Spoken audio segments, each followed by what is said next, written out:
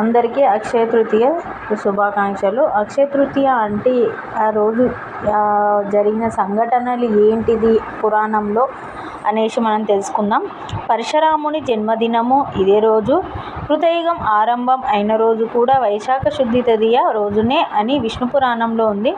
మిత్రుడైన కుచేరుణ్ణి శ్రీకృష్ణుడు అనుగ్రహించిన రోజు కూడా ఇదే రోజు.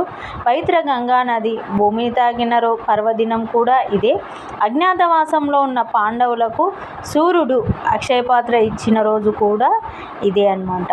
సమస్త సంపదలకు సంరక్షణగా కుబేరుడు నియమితులైంది కూడా ఈరోజే. అంటే కుబేరుని అనేసి ఈరోజే ఆయనకు స్థానం ఇవ్వడం జరిగింది. ఆదిశంకరాచార్యులు పేదరాలి ఇంటికి భిక్షాటనకు వెళ్ళి కనకదార స్తోత్రం పఠించి ఆ ఇంటిని బంగారంతో నింపేసిన రోజు కూడా ఇదే అన్నమాట. ద్రౌపదిని దుశ్శాసనుని బారి